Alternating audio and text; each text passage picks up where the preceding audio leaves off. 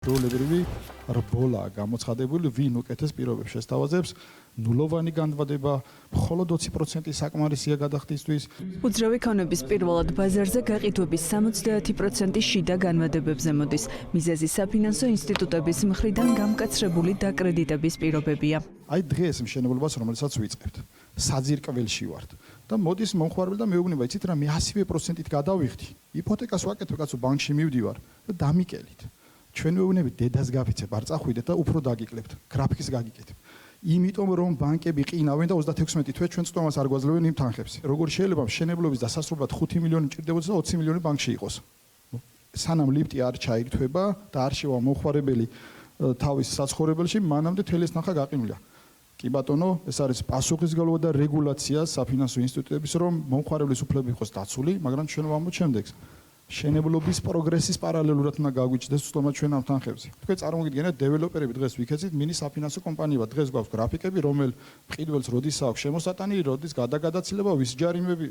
საჭირო ფინანსებზე ხელმისაწვდომობის ზრდის მიზნით შემუშავებული ეგზოტიკური განვადებები ნიშნავს იმას, რომ უძრავი ქონების დაკრედიტების დიდი ნაწილი დაკვირვების მიღმაა. კვლევით ორგანიზაციებში ამბობენ, რომ ამ მხრივ ბაზარზე ბოლო წლებში არსებული ტენდენცია საყურადღებოა. როგორც თბილისში, ასევე ბათუმში მთავარი გაყიდვის არხი არის შიდა განვადება. დაახლოებით 70%-ზე მეტი პირველადი ბინები სწორედ შიდა განვადებით იყიდება, რაც საკმაოდ მაღალი მაჩვენებელი არის და არის საყურადღებო. განსაკუთრებით იმ თვალსაზრისით, რომ ეს იმას ნიშნავს, რომ დაკრედიტების დიდი ნაწილი არის დაკვირვების მიღმა და სრული სურათი არ გვაქვს დაკრედიტების ხარისხსა და ზუსტ მოცულობას. გამოსავალი ბიზნესის გადასარჩენად ასე აფასებენ ბოლო დროის ტენდენციას აპარტ ჯგუფში. კომპანიის ხელმძღვანელი BMG-სთან განმარტავს, რომ ბანკი დღეს პროექტის დაფინანსებისთვის კაპიტალის ნახევარს ითხოვს, რამაც ბაზრის სტრუქტურა სრულად ამოაყირავა. დეველოპერულმა კომპანიებმა დაიწყეს მაქსიმალური შეღავათების გაცემა მომხმარებლებზე, მინიმუმამდე დაიყვანეს პირველადი შენატანი, რომ იდეაში ფულადი ნაკადები გაჩენილიყო კომპანიისთვის და ამით დაეფინანსებინათ სამშენებლო პროცესი. თუ ამ ინდუსტრიაში დიდი საპნის ბუშტი იქნებოდა, ის დიდი ხნის გახეთქილი იქნებოდა რა. ანუ თუ კი წელიწადზე მეტია შენ აცლი ამ კომპანიებს დაფინანსების წყაროს და ეს ინდუსტრია მაინც იზრდება, შესაბამისად, მისი განვითარება საკმაოდ მდგრადია. ეხლა არის ქაოსი ბაზარზე.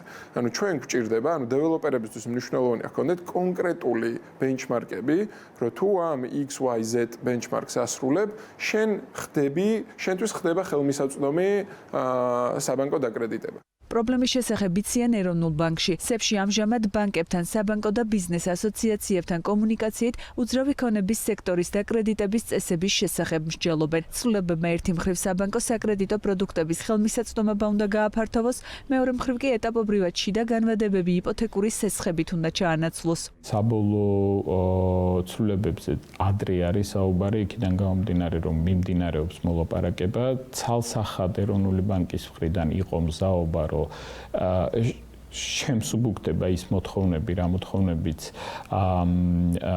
აქამდე იყო.